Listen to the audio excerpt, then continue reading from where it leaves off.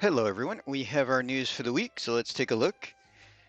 So maintenance, I do believe it's Thursday into Friday instead of Wednesday into Thursday, considering the 3rd is actually Thursday and not Wednesday. And they did mention that we had a not normal maintenance coming up. And ending this week is the Final Fantasy IV events, so that's the King Mog and the special challenge passage to the Feymarch. And starting up, we have Chrono Cross, so we got login for that, the usual shards there. Usual shop as well. They are giving us a free 10+1 weekly summon for the event though, which is nice. So there's going to be 3 total of them. So that's going to be nice. Hopefully we can get a decent amount of Neo Visions from it. Usually my luck isn't all that great on those. They are adding more cards to the perma shop, which is nice that they're keeping up with that. So we got a bunch going in. And Happy Family is a pretty decent one from Chizuru as well. The round worm for Dragoons, if you haven't pulled that one either. So a couple of useful things. Fountain of Lapis is coming back.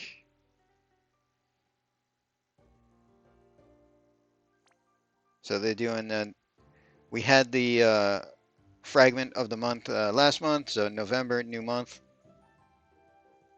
So right now, they're starting off with just the new units that are starting, so Chrono Cross units going to be in there, and then each week as they have more units, they'll add more to that. For the new month, EX Coin Exchange is being updated. So I always like getting the Red Pearl and the relics from this. Let's see, as far as units, Daisy's still decent, especially against fairies as a tank. A lot of the other ones I haven't really used much lately myself. Lucius being Halloween unit, so I guess if you pull one of him and need to max out a little bit more, you'll be able to use some EX coins for that.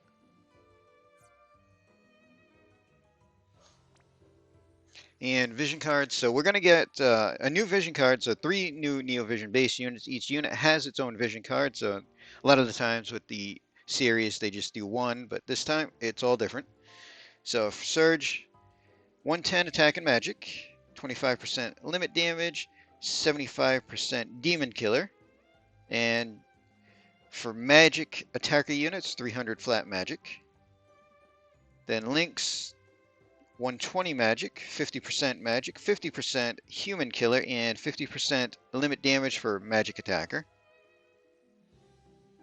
And Kid, so 100 magic, 50% magic, 100% machine killer for breaker units, and 100% limit damage for breaker units.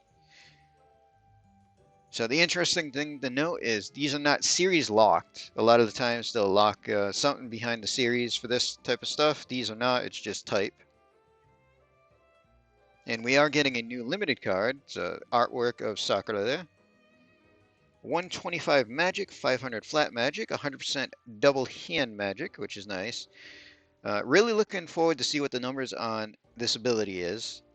Add light to physical for self, boost light for self, and activate a stronger version next turn. So I'm wondering if this is going to be, because it's one used every 10 turns, that's pretty much how the single target big amps are, where it takes 3 turns and you get 100% amp. If that is true, even if it is self only, that is pretty nice for mage units that can deal physical damage. And then Brave Exvius only units get 100% human and machine killer and 50% limit damage. So I like the looks of the card. Really want to see the numbers on that ability. If it is the 100% boost, this is going to be rather handy. So first up event, we have some special explore. So this says there's going to be 2 explore missions to go through, puzzles to solve, and some items we can get. So we get the Sight Scope, 25 attack, 40 magic, nullify blind. Nothing really special on that. The Charm, 45 magic, nullify silence and disease. Again, nothing really special there. Dragoon Gauntlet, 55 attack, 40 magic. Compared to what we currently have, none of those items really stand out as being all that special overall. And then units will get a little bit of a bonus in the Explorer there. Not expecting too much from that because the items, they're okay, but they're not super useful. And then we have the special event. So this here, it looks to be a King Mog. And we'll be able to get some fragments from the Mog, which is nice. A couple items. So we get the Silver Earring, 1000 health, 30 attack and magic, and nullify stop. That's actually decently useful with the stop nullification and some attack and magic there. And the Hero Shield, which is actually an accessory, 20 attack, defense, magic, spirit, and nullified death. So that there is decently useful too, because right now our nullified death stuff is pretty much spirit and magic based, so they have something that has some attack on it.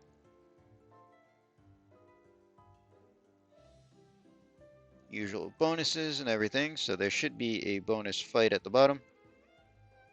Yep, so we get a character battle for shards. So we saw this with like the Final Fantasy X or whatever. And then there's the Black Clad Demi-Human challenge fight. So we'll be able to get a Master Crown, some fragments and everything there. So that should be decently fun. And yep, the character battle is going to be daily, so we'll be able to get daily shards. So that'll help out. And for the banner itself, so looking at the wiki, on the JP side, these units were not listed as limited. They were listed as permanent units. Don't know if that's an error or not, because I don't play on the JP side. But on global, it looks like they're going to be limited. They put the limited tag up top. So we get Serge, Lynx, and Kid. And we get, obviously, with the limited card, we get the special step up there. And then the only difference from the other things is you only need to do one lap to pity, because you only need 10 tickets, and this time one lap is going to be 4 tickets on their regular banner instead of just the 2. So that'll help out a little bit, lower the cost of pitying. So Serge, super limit burst unit, which I believe all 3 of them are super limit burst units. So magic attacker and a buffer. And all 3 have global upgrades listed, so it looks like they're upgrading the limit burst for all of them, which is kind of nice. So upgraded says reduce resistance to spears and light resistance and deal light magic to all enemies and restore health. Super Trust, 2-handed spear obviously, 210 attack, 220 magic.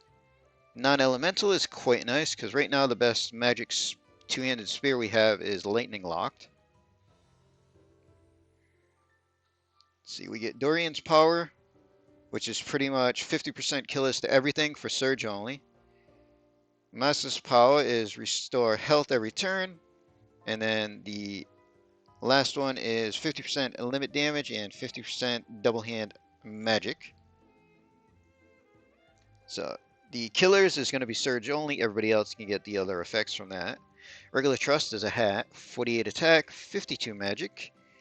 We get Demon Killer and Magic Demon Killer, 50%. So a decent amount of attack and magic and killers. So that's actually fairly useful due to the killers. And another thing, it looks like at least 2 of them are getting this Fill Limit Magnus.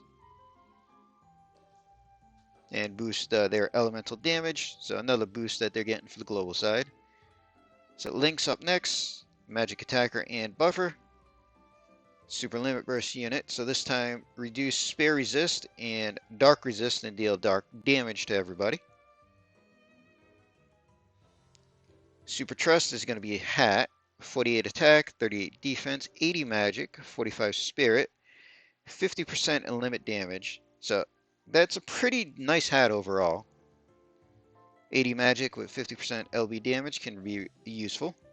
Regular Trust clothing, 48 attack, 32 defense, 55 magic, 48 spirit, and man-eater, both physical and magic. So the killers on that make that useful because the stats itself are a little low, but the killers bring it up in usability. And he gets the dark version of the Magnus. And then Kid is a debuffer and a buffer. So limit also upgraded, reduce defense spirit, dagger resistance and fire resist, and deal fire damage to all enemies. And the super is also getting an upgrade. So on JP, it's just a one-handed dagger. They're making it a two-handed dagger for us. Magic base, 210 magic. So that's kind of nice. 20% physical evasion, 20% draw attacks. Could be handy. And regular trust, clothing, 41 attack, 15 defense, 55 magic, 21 spirit, 20% evasion, 10% draw attacks. The evasion could be useful with the magic on there. And then global upgrade of an ability, so 1500 flat magic, 30% evasion, and 50% draw attacks. So don't know if that's all that they're going to be upgrading or not, but we can take a look at their kits on the JP side and get a hint of what's going on. So first, we can look at Serge.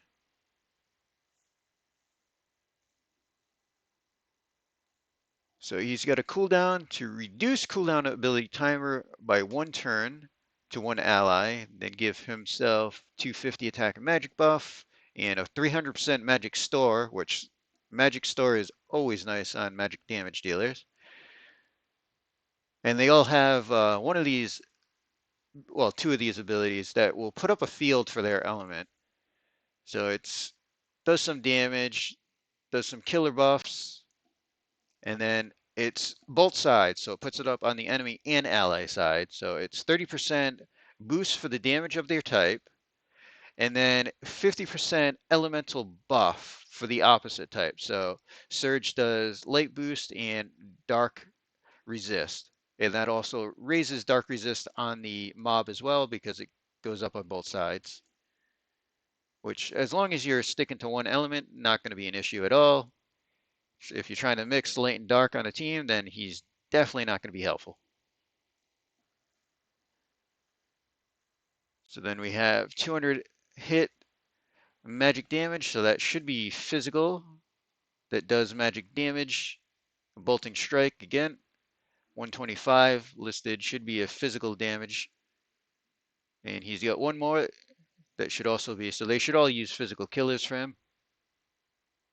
And the last one will boost modifiers for the other ones. Only for 1 turn, so you have to start out casting that one to get the modifier on the others. So killers for Demon, Machine, Reaper, Stone, Beast, and Human. Pretty standard killers there. Double hand magic passives.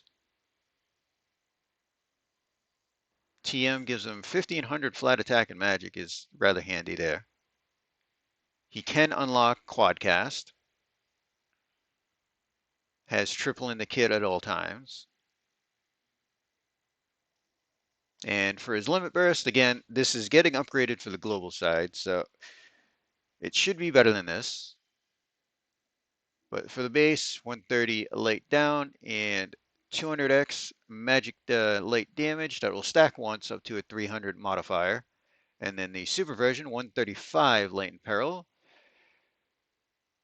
350 hit, and a big heal. So both of them just 1-hit finishers. They'll probably keep that the same. They're adding in the weapon and peril for sure, and they might change the modifier. We'll have to see.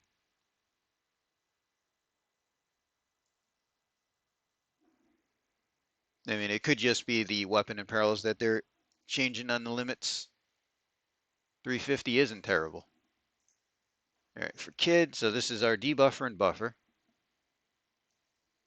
So standard 83% break for all stats to one enemy, 80% to all enemies for 2 turns. Provoke with Mitigate, pretty standard there. Fire Boost for self with a 300% magic store, which is nice. We get 2 Mirage stacks for 3 turns for the whole party with a 135 Insect and Stone Killer attached to it. Not bad, rather costly though at 500. So she does the fire version of the field, so Fire Boost and then Ice Resist on both sides of the field.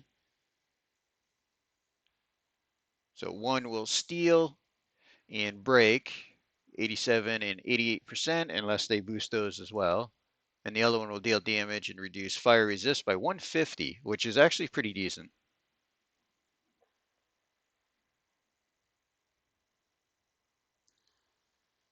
We get Quadcast Unlock. And again, should be physical attacks that deal magic damage.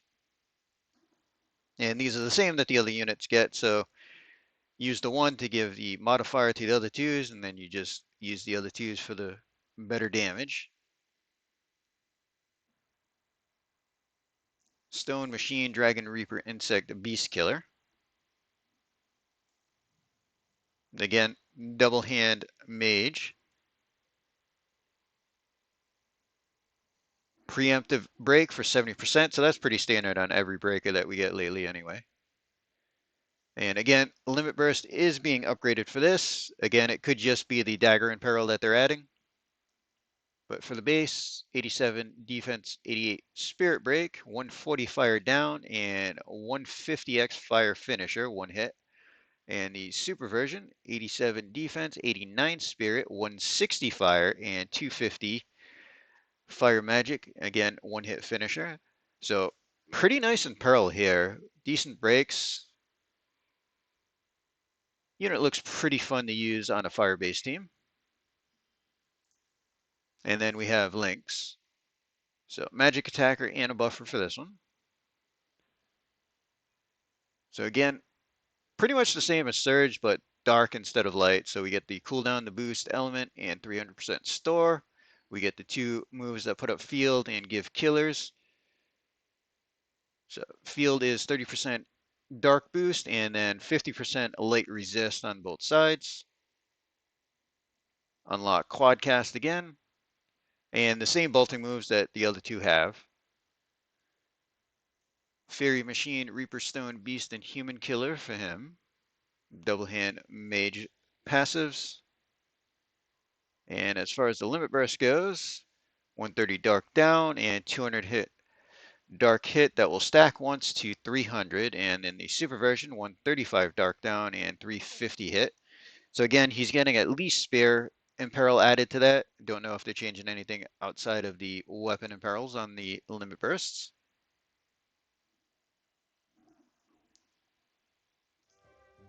So that's pretty much all the information that we have. I'll be pulling. I'll do at least 1 lap to pity. If we get lucky, I'll get 2 of them and can pity the 3rd. I definitely want to grab that card. Really looking forward to see what that ability is and if it actually is 100% late boost, because that could be fun to play around with. A little sad that it looks like they're going to make these units limited, where it looked like from the wiki they were supposed to be permanent. But that's all we have, so we're going to end this video here. Hope everybody enjoyed.